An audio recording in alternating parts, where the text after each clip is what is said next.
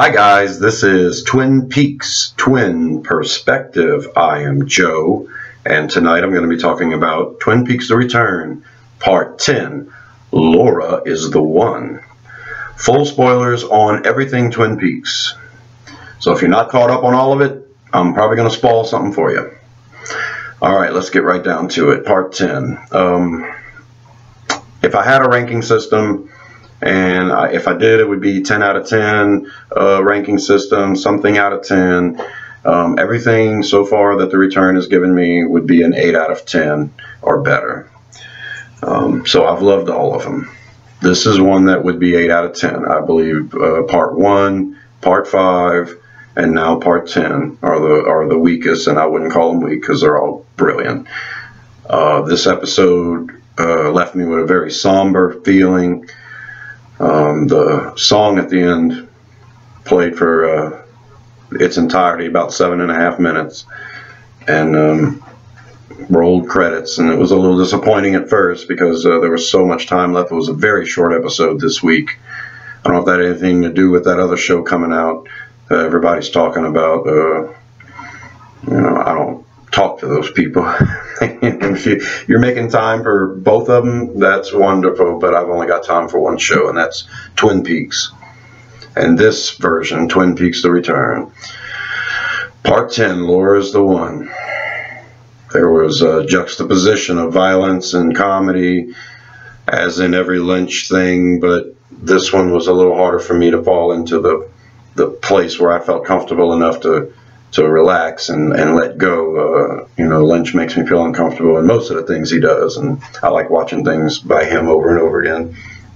I've watched Part 10 4 times now. I watched it when it was released Sunday night, and I watched it immediately again right after.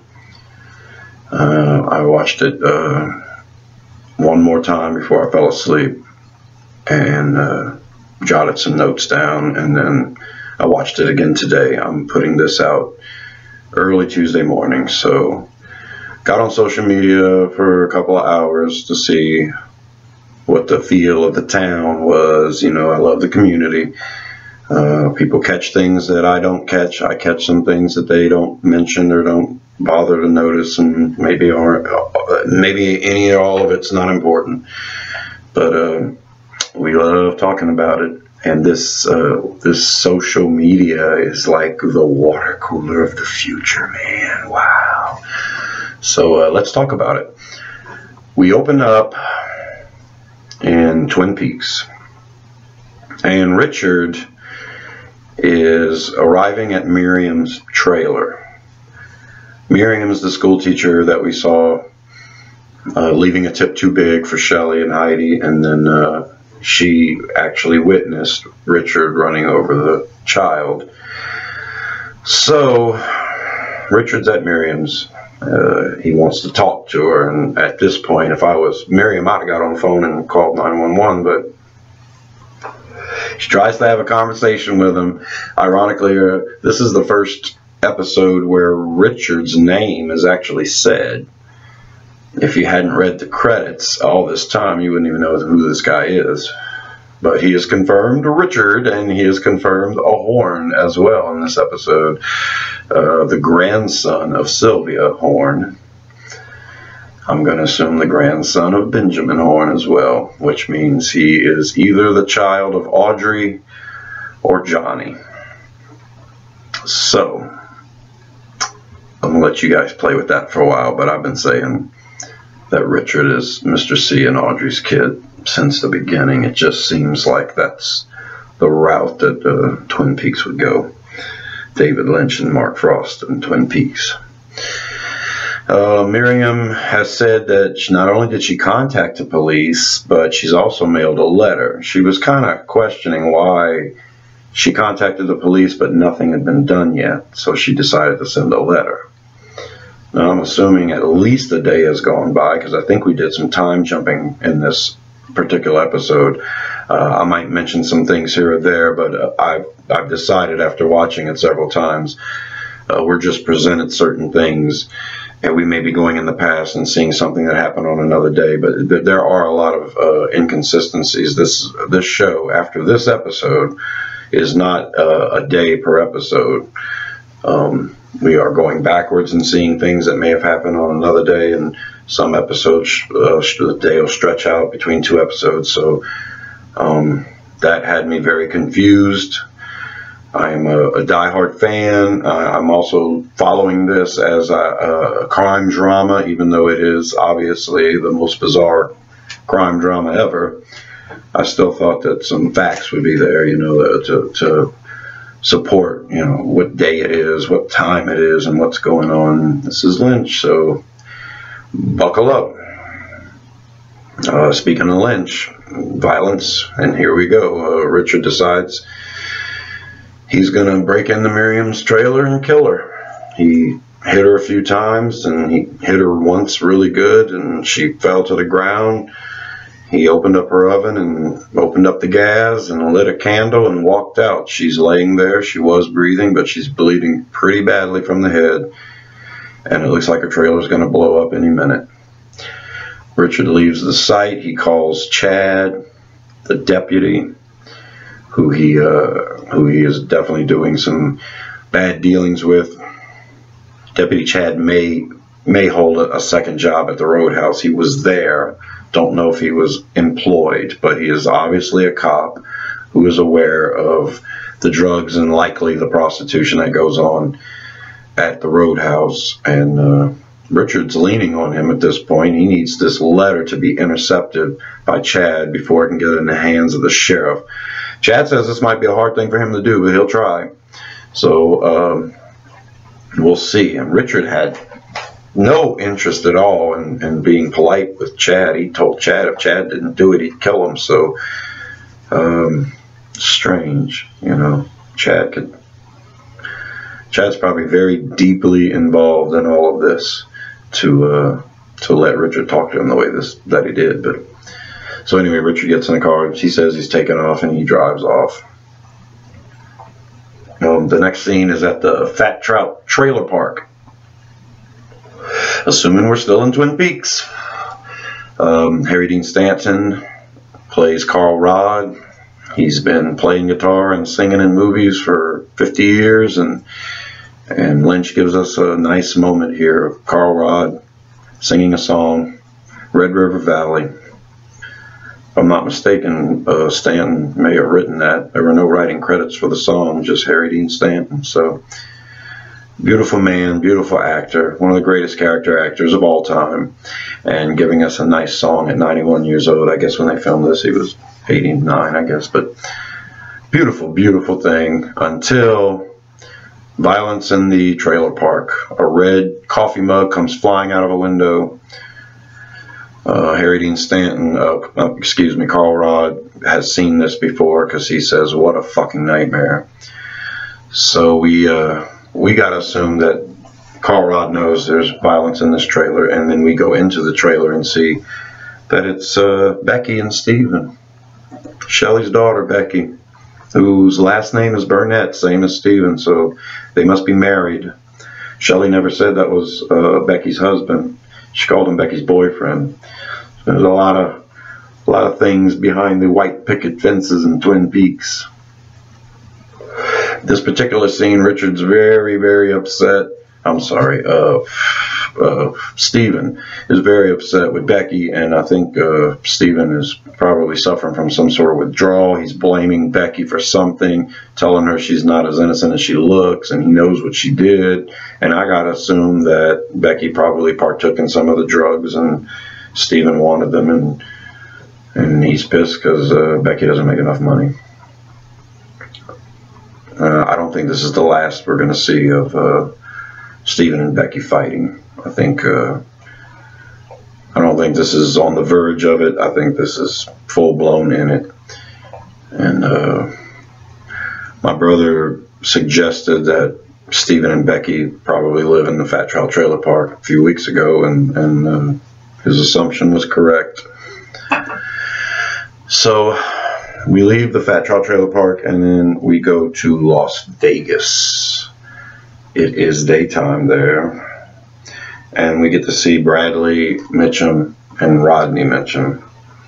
Rodney's in a book. It looks like a surveillance log.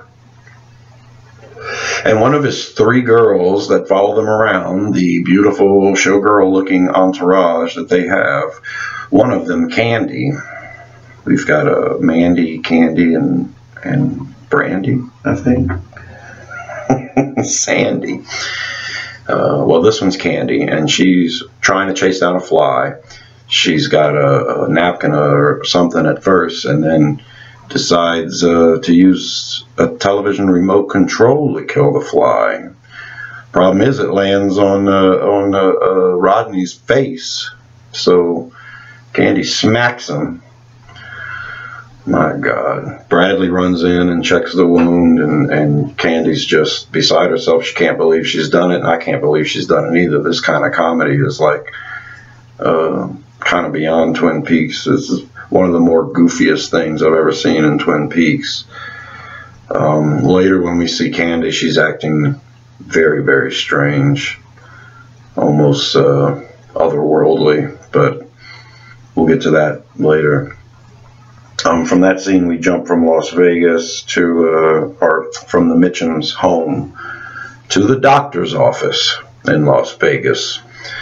I guess all you guys are really happy now that Janie E finally brought Dougie to the doctor. Everybody's been screaming for 2 months now, somebody please bring him to the doctor. Well, at first I thought, you know, Dougie was with Jade. Jade said, you might have had a stroke. That seemed to be the one medical concern anyone had. After that, people were just tolerating Dougie and his weirdness.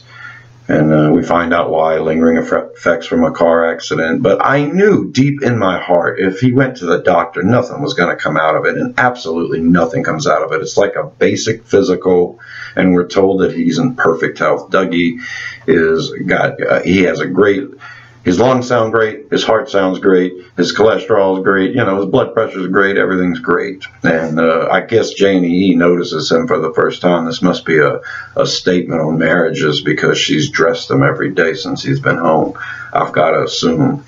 But she never really noticed until she got doctor confirmation, and she's checking out her new and improved husband, and I guess she likey. Kyle MacLachlan looks great. 50-something-year-old man, and I guess Janie E noticed Dougie again for the first time, right? All right, after that we go back to the Mitchums' home. Candy's still sobbing uncontrollably, and Bradley and Rodney notice the news. We finally get the news report. It's a local news report, like I suggested a few weeks ago, and the only person that was going to see it, like I suggested, was the Mitchum brothers. They noticed this Douglas Jones. They realized that this is the same Douglas Jones that was in their casino. They called him Mr. Jackpots, I guess because he won so many jackpots. And perhaps they thought Douglas Jones or Dougie Jones was a fake name, and then when they realized, you know, this Jones is actually a Jones, so piques their interest. But their interest gets piqued even further when they go to their Silver Mustang Casino later on, and they're approached by Anthony Sinclair. We're going to get to that in a minute. The Mitchums are surprised that Ike the Spike has been captured. I guess he is for hire, and a lot of these Las Vegas bad guys know who he is. Apparently the Mitchums were wanting to put a hit on Ike themselves. Perhaps Ike did some jobs for them in the past and they want to eliminate him. They get excited temporarily, realizing they won't have to kill Ike now and pay for it because he's arrested. That's pretty much all you get, except I noticed the weather. It had an extended forecast, and the news was suggesting that the following day was Wednesday, so I got stuck that was Tuesday, and we actually do go a full day and night again in Las Vegas. We started the following, the day from the last episode. was the same day we started. We get the night and we get the day again, and then we get another night. Very weird timing in this episode. I think they went back in time and showed you some things that could have been presented in other episodes. This is definitely not a 1 day per episode thing. But restrictions, 1 hour restrictions, and how you had to edit this 18-hour movie. Things are getting presented to us out of sync. You know, most of it's basically on a linear time. I'm assuming everything's going on the planet among all the plot devices. I'm sure everything's the same time. We're just getting to see things at different times, and when it all comes together, it should be the same day, I hope. I'm not ready for the time zone, time warp stuff. It's not anything I had to deal with Twin Peaks, the original series, and little things like Annie and in the Dream, apparently coming from the future, and in Fire Walk with Me, and Major Briggs, the kind of time jumping he did. You know, I expect those things. I just don't want this to be a whole dream scenario, but we'll see. And if it is, you know, depends on how it's done and how it's presented. I'll probably like it. Lynch ain't failed me yet. Not yet. Inland Empire was hard to swallow, but other than that, he's got a pretty perfect track record with me. So we leave the Mitchums, and it's still night in Las Vegas, and we go to Dougie and Janie E's house. Janie E is feeding Dougie a piece of cake, perhaps some leftover birthday cake. Some people think she went and bought the cake for him. Here you go, you're in perfect health, celebrate, eat a cake. Dougie wasn't buying it. But anyway, I'm going to assume that's leftover birthday cake. And Janie E wants to know if she's attractive. She finds her husband attractive, and then they have wild sex. It's so loud it wakes up Sonny Jim. Probably hadn't heard anything like that before in that house. And seems like Janie E is enjoying herself, and Dougie is loving it. His arms are flopping, he's smiling. Everybody's happy. It's a sweet moment at the end when Janie E says, I love you, and Dougie repeats, love you. And a lot of people realize after this moment that there's going to be some tragedy as far as the Joneses are concerned. This is something that's been bothering me since episode 3, because I realized that Dougie was manufactured, but I also realized somehow he had a family. And if Dougie doesn't exist at all anymore, and there's no chance for him to exist, then this family has lost a husband and father. And this bothered me. It bothered me even though at first it seemed Janie was mean to Dougie. It still bothered me that she lost her husband, her real husband, and now that she's sleeping with this other guy, you know, I see it in that way too, that, you know, she may be falling for Coop.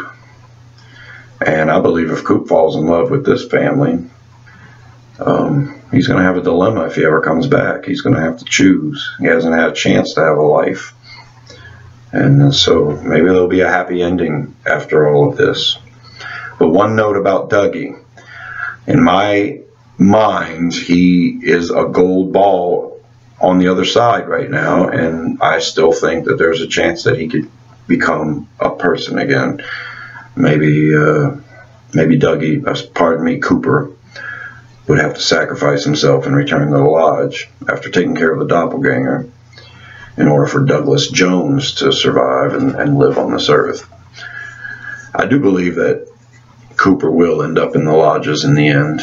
That's where I'm at. I don't think Lynch is going to leave it a completely happy ending, so I'm prepared for that. And if he does sacrifice himself for Dougie, that'd be great. If he assumes the role of husband and father and still maintains his FBI abilities, you know, he's Cooper, and he decides to take this family on, that'd be great too. You know, if the show ends and Janie E and Sonny Jim are living with Cooper in Twin Peaks Dead Dog Farm, you know, that'll be fine too. We'll see where they go with it, but there is a looming tragedy beyond this blissful evening of lovemaking between Janie E and Dougie.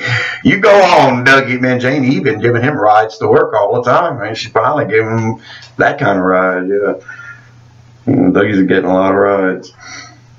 Okay, we go from the nighttime in Vegas to nighttime in Twin Peaks. Dr. Amp is doing another show, and Dr. Amp is telling people the way it is. Every word that's coming out of Dr. Amp's mouth is 100% true, and he is my hero. Now, when people say he is Alex Jones, I'm thinking, no, not quite. No, there's no, it doesn't seem like there's the motivation for Dr. Amp is to sell shovels. Okay, but he, you know, Alex Jones is a little partisan, you know, there's the political sides, and, you know, expose corruption. That's what you have to do. It doesn't matter what else your belief is. If you expose corruption, you're A-okay with me. And Dr. Amp is more than A-okay with me. I hope he come out with his own talk show. I'd listen to it. Damn right I'd listen to it. Man, Dr. Amp was going off. He starts talking about no wool for us. Oh my God, no wool for us. Wow. They come in with their electric shears. No wool for us. We're left cold and starving. The other thing that he said that cracked me up was, are we going to invite them to the wedding? Fuck no. They're too busy. They wouldn't come anyway. They're too busy fucking us at the grocery store and the banks. And God bless you, Dr. Amp. And his #1 fan is Nadine Hurley. And she's listening to him, and she's just as glowing and in love as ever. And she actually has her first line. She says, oh, what a beautiful man. Now, Dr. Jacoby has treated Nadine. Dr. Jacoby helped her through her spell when she believed she was 18 years old. She came to, and I've got to assume that she sought counsel from Dr. Jacoby for a while after that. What kind of relationship they may have, personal relationship, at this point I don't know, but she was his patient at once. And now Dr. Amp has captured her heart. Nadine appears to have a drape runner store. It's called,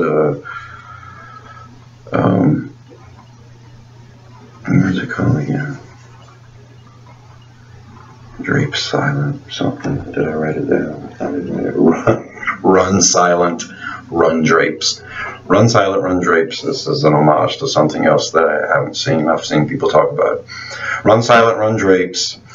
I think she has an automatic drape runner that's constantly opening and closing to show you how silent her drapes are. And every time the curtain opens, it reveals one of Dr. Amp's golden shovels, which everyone needs so they can dig their way out of the shit and into the truth. Okay, get educated, people. All right. Okay, now we're going to Las Vegas, and it's daytime. Janie E is sending Dougie off to work and bringing Sonny Jim to school, and Janie E reminisces again about what a wonderful night they had, that her and her husband Dougie had. She can't stop thinking about it, and yeah, there's tragedy looming there. We're going to see how that turns out. Then we go to Twin Peaks. It's daytime in Twin Peaks. It's kind of weird that they showed you a whole day and night in Twin Peaks, and now they're going to a whole nother day and night in Twin Peaks. But like I said, we're probably going backwards. I won't fixate too much on it, but I follow this thing very closely, and it just drives me crazy when I don't know which day it is, for Pete's sake. Okay, so we're in Twin Peaks, and Jerry Horn is still in the woods. This is the kind of thing I'm talking about. Maybe Jerry's only been out there for a day. He's still got battery power to his cell phone. So, you know, if we go every day, every episode is a day, he's been out there for 3 days now, at least. He walks to a place in the woods, and he's trying to get a signal on his cell phone, and he can't. And he simply exclaims, "You're not fooling me. I've been here before." It's very hilarious. And then we cut to the Twin Peaks Sheriff's Station. Chad is looming around the entrance of the sheriff's station. He's waiting for the mail to be delivered. Lucy notices this and asks him, "What's up?" And Chad starts talking about how he wants to appreciate the beautiful day. And then he asks Lucy if Lucy and Andy talk about when they wake up how beautiful the day is. You know, he's trying to be a smart ass, but he can't get nothing on Lucy because Lucy will tell him straight like it is. Well, sometimes we do. It depends on which time of the day it is. You know, there was one time when Andy thought that time had stood still, and then we realized we didn't even know what time it was, and it lasted forever. That was the case. So Chad's like, sees the mail, and he's like, oh yeah, okay, I got to get out of here. You know, nobody can handle Lucy for too long. But Lucy's on to him, because that's Lucy's job. She sits there and she gets the mail delivered to her. What does he want to do with her mail? You know, this is her job. So she sneaks a peek out the window, and whether she sees Chad stuff the letter from Miriam in his shirt or not is unclear, but she did notice something. Even the mailman noticed. Chad was being pretty obvious. He walks out there, grabs the mail, he starts flipping through it. He finds Miriam's letter and he stashes it in his clothes. He brings the rest of the mail to Lucy and takes a donut because he thinks he's deserved it. He's not fooling anyone. He didn't fool the post office guy, and he didn't even fool Lucy. So we'll see what's going to happen with that. But it's good to see that Lucy was investigating. She's not going to let somebody step in and between her and her job. This is what she does for a living. Collects the mail every day, you know. I hope we really get some resolution to this. I'm really hoping that Chad gets what he deserves, because he's dirty. Now, as dirty as Chad is, I think by now Richard's sunk to the new low, worst citizen in Twin Peaks. It's bad enough that he physically assaulted women in the Roadhouse, sexually assaulted them, and then bad enough that he's involved in drugs, bad enough that he gets so high that he runs over a kid and doesn't even care to stop, bad enough that he would kill a woman who witnessed him doing it. But then he's going to go to his grandma's house and accost her. Unbelievable. Jane Darcy, who is a great actress and has been in Twin Peaks both seasons. I got to see her at the Twin Peaks Fest. She's been in a few of them. A wonderful woman, but I have never seen her in a scene like this before. It was hard to watch for a lot of us. Richard shows up at Sylvia Horne's house. Johnny Horne, who hurt himself the day before slamming his head in the wall, he's got protective gear now on his head, and Johnny is tied to a chair so he can't get up and hurt himself. This is a weird situation, but it's probably for the best for Johnny. Sylvia's told on the intercom that her grandson Richard is showing up. So Sylvia meets Richard at the door, and Richard just lets himself in.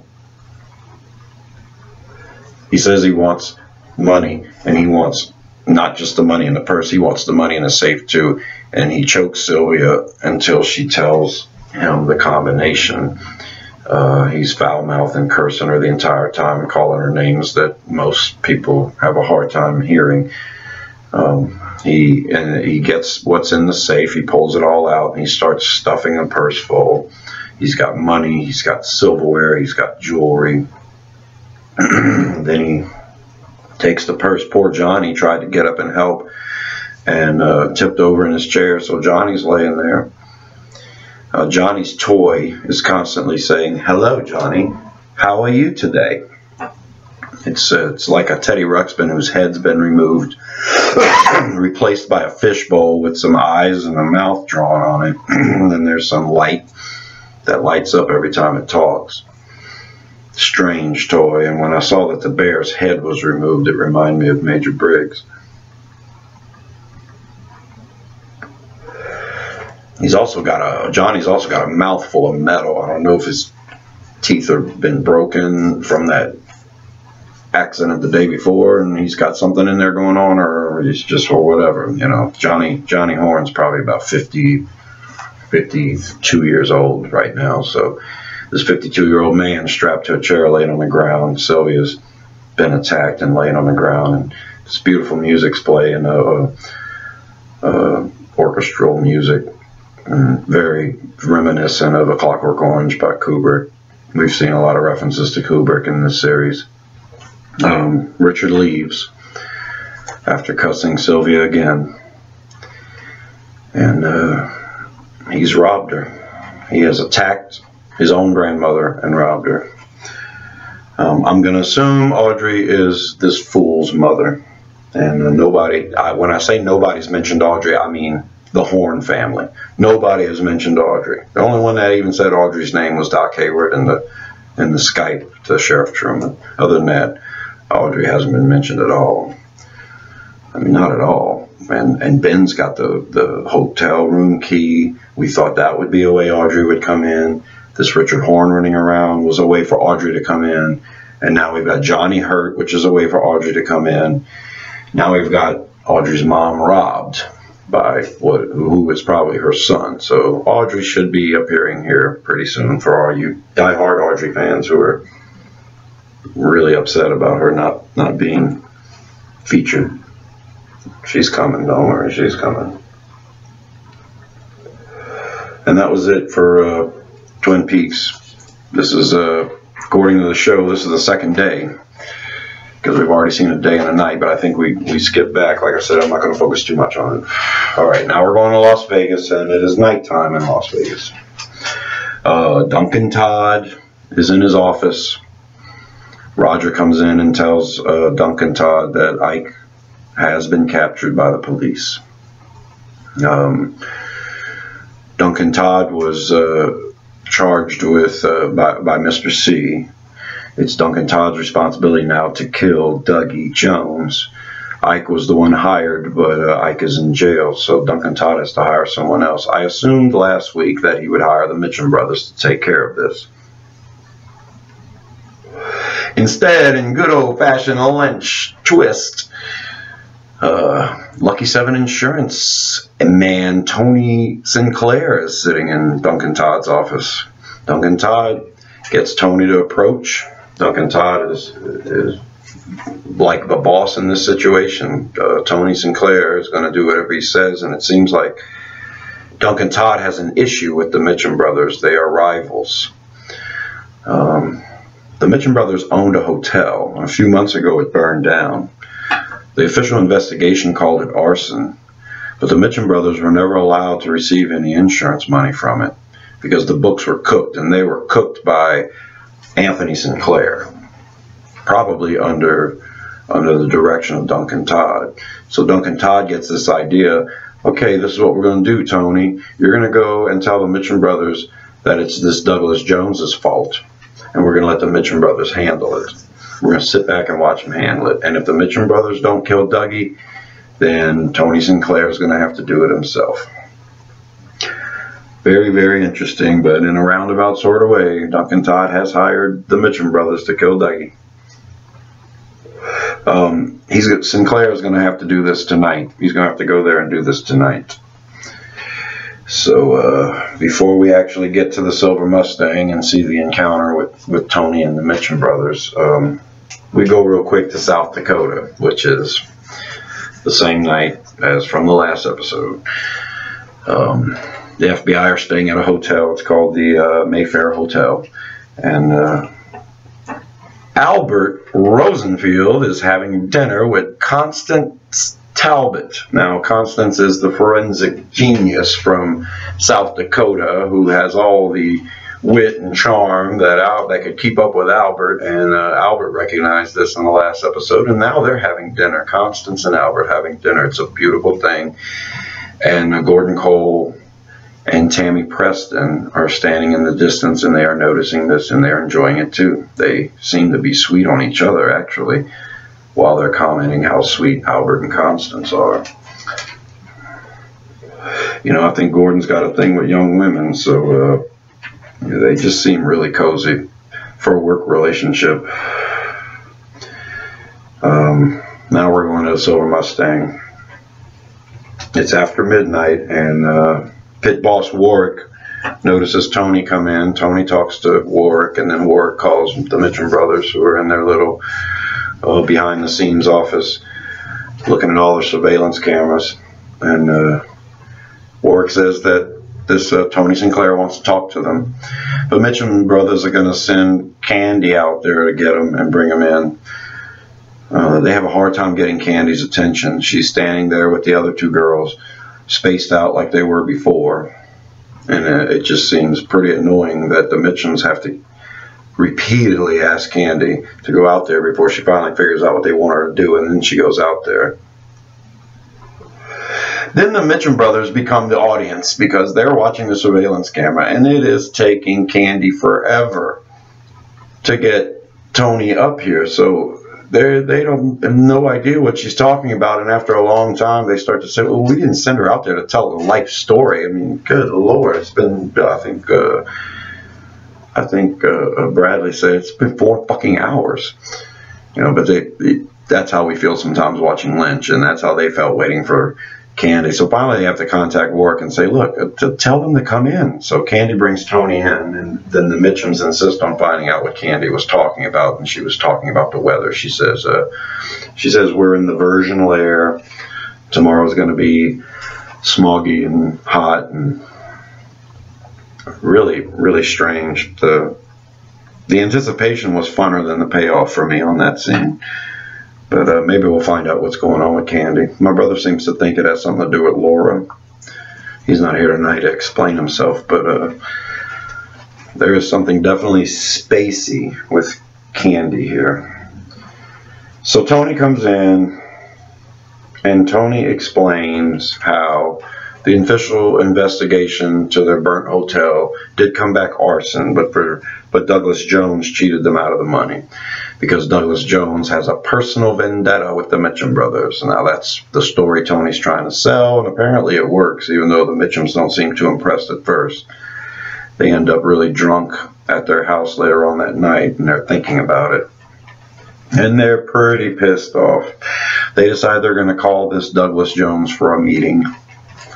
And then they say privately to themselves that this Douglas Jones cheated them out of $30,447,000.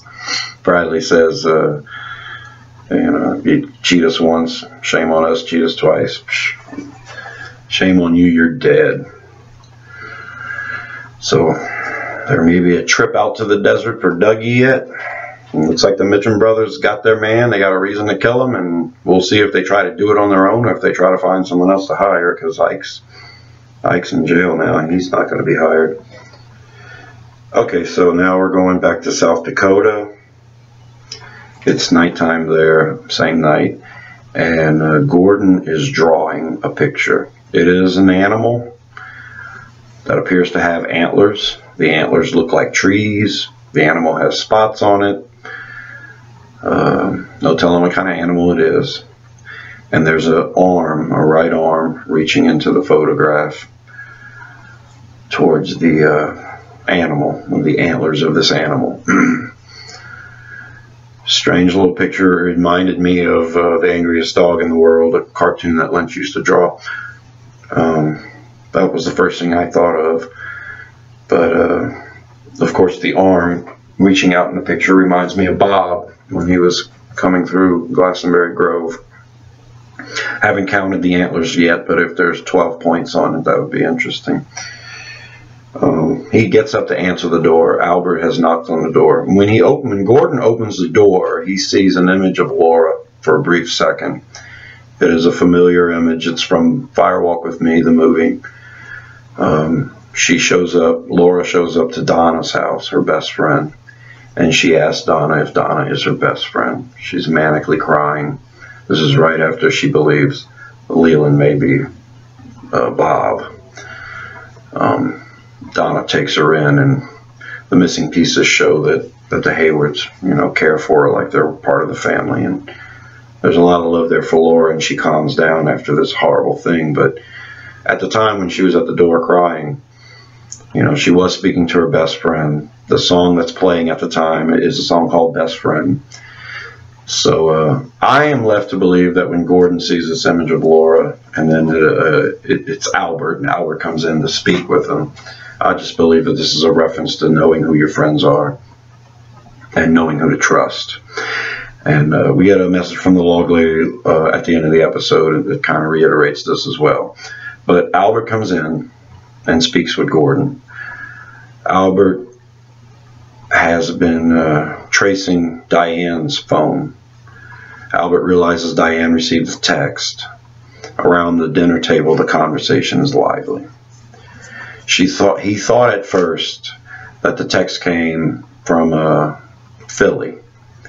It binged off a tower in Philly, but Tammy did some further digging and realized that that signal actually came from Mexico.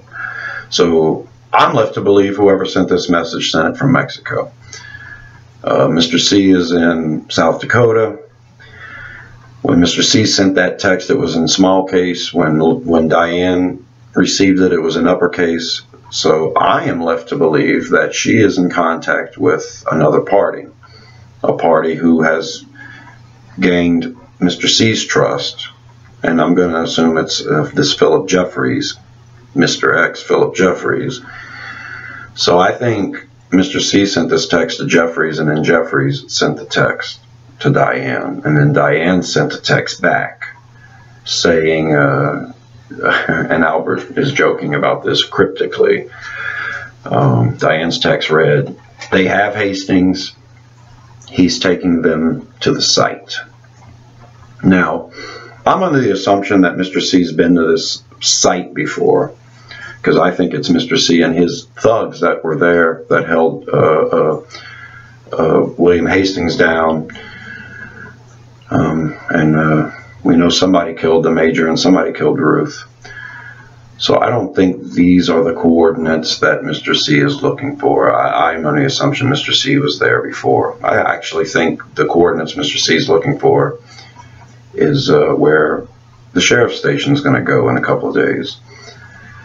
So we've got Diane sending this text saying they have Hastings, he's taking them to the site.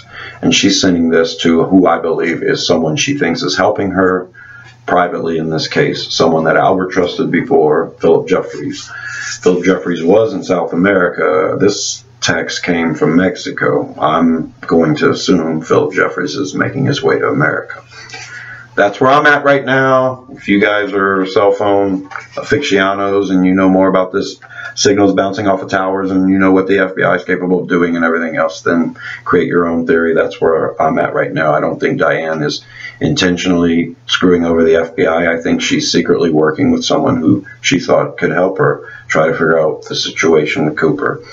And I believe the reason why Diane hasn't come forth to Gordon with this is because she hadn't had a chance to be alone with him yet.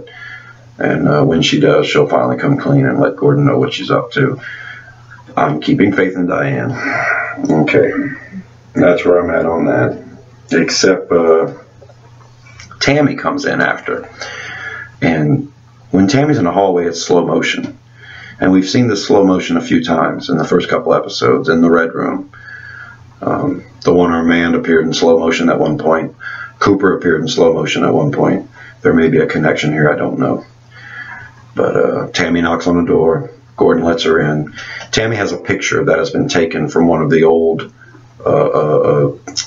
cards from the penthouse in New York, the glass box.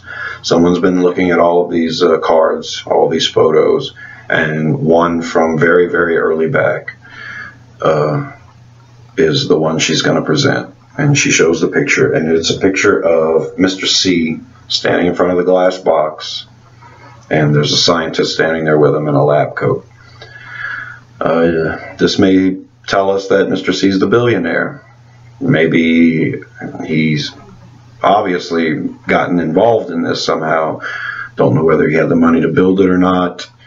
All I know is that he tends to put a lot of people under his employ and under his control. And so apparently Mr. C knows about the glass box. And the fellows are looking at it, Albert and Gordon are looking at it, and Gordon says, "Dale." It's very strange indeed. So now we're connecting all of the pieces. Now we've got Mr. C involved in South Dakota, Las Vegas, and New York. So hopefully we'll get some answers on that real soon, because that's something that's been hanging out there for a while. You know, we saw the glass box in episode 1, and we heard about it again in episode 3 briefly. So it's good to get back there. Next we go to Twin Peaks. It's nighttime, the second night in Twin Peaks. we go to the Great Northern, and Ben's talking to Sylvia. Sylvia tells Ben what happened with Richard. Ben is concerned about Johnny's well-being. Sylvia takes exception that he's not worried about her. He assures her he's worried about her. She says he's going to have to give her the money that was stolen. He said he doesn't want to send her any more money. She said she's calling a lawyer, and she hangs up. Kind of got to wonder why she didn't call the cops first. You know, maybe she did. Maybe Ben will. We'll see what happens. But Richard's a really bad guy, and somebody has to give this Richard Cat what he's got coming. And if they want to go all gross out and show the violence in that scene, I'll be happy with it, because Richard's the worst. Richard's the worst of the worst. And Steven is climbing up there, because somebody said everybody likes Steven, but I don't know anyone that likes Steven. Maybe that girl gets her drugs from Steven or something, I don't know. And after the scene in the Great Northern with Ben's phone call, we finish with the log lady calling Hawk. She has a long paragraph. Seems poetic, maybe a little cryptic. I wrote the whole thing down, and I'm going to read it to you right now. She says, Hawk, electricity is humming. You hear it in the mountains and the rivers. You see it dance among the seas and stars, and glowing around the moon. But in these days, the glow is dying. What will be in the darkness that remains? The Truman brothers are both true men. They are your brothers. And the others, the good ones, who have been with you. Now the circle is almost complete. Watch and listen to the dream of time and space. It all comes out now, flowing like a river. That which is and is not. Hawk, Laura is the one. It's the last words spoken before we go to the Roadhouse and finish on a 7.5-minute performance. This was the best song by far in the series. It was written by David Lynch, John Neff, and Rebecca Del Rio. John Neff wrote the music and performed the music. David Lynch wrote the English lyrics, and Rebecca wrote the Spanish lyrics, and she wrote the melody to the lyrics. And their collaboration is just beautiful. It's an emotional song. It's about love loss. It's about remembering a time when things were perfect and there were lots of stars in the sky, and now there are no stars. And I thought that that's what this episode should have been entitled, No Stars. Instead, it's entitled Laura is the One. And that is something that the Log Lady said in one of the Log Lady introductions to the original series when it aired on Bravo. She said Laura's the one, and she said it again. And this brings us back to part 8 and the glowing ball, which had Laura's image in it. We'll see how all of this ties together, because right now we're not sure which form we're going to get Laura, but that was it. The song was so beautiful, and I have a hard time listening to it without getting choked up. It's just gorgeous. It's very reminiscent of The World Spins, and very reminiscent of Into the Night. It's gorgeous. So that's it. Part 10. Laura is the One. A lot of stuff was revealed to us that we assumed. A lot of questions were asked, just like every Twin Peaks episode. Richard is a horn. Sylvia's the grandmother. You gotta believe Audrey's his mother. You gotta believe that Audrey is his mother. If we find out Johnny's his father, that would be an interesting story all on its own. I'm hoping that Becky seeks some help to get away from Steven. My brother seems to think that something big is going to go down at Fat Trout Trailer Park. He assumed that Richard would be involved, and he assumed that Becky and Stephen would have something to do with it. You know, maybe little Bob and Stephen, you know, little Laura and Becky, something like that. We'll see. I hope Carl Rod can do something, step up, kick this guy out or something, you know. I don't know. I'm starting to think that, my brother seems to think that Carl Rod is actually Shelley Johnson's father, which would make the situation even more strange. We'll see. I hope Carl Rod does some kicking out of his Fat Trout Trailer Park, his new and improved Fat Trout Trailer Park. Did you notice the sign when Harry Dean Stanton was singing? There's a sign there that says never before 9:30. They're open from 9:30, I think, to 5:30. Never before 9:30. Great callback to Firewalk with Me. So that's it. It was a very sad episode, very shocking and horrific at times, and the comedic relief was brilliant, but it was hard to accept at times because of the juxtaposition. Like I said, it was a very strange episode, and I can't wait till part 11. Part 11's coming up. It's called There's Fire Where You're Going, and the episode after that is Let's Rock. My prediction several weeks ago was that Cooper was finally going to become Cooper again in part 12. Let's rock. So we'll see what happens. I think we did some jumping in time this episode.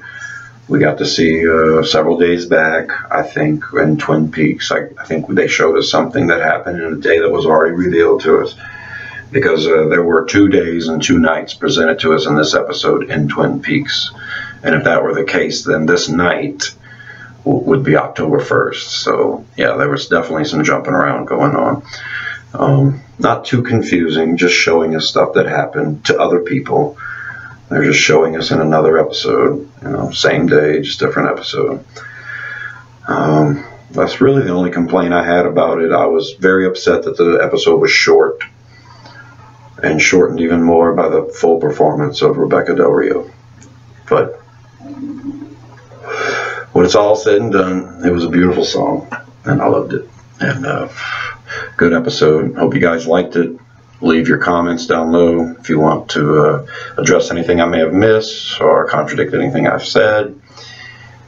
Please subscribe to Rosenfield 10 so you can get all these great videos that my brother and I are going to do about Twin Peaks, and we'll do some other stuff eventually.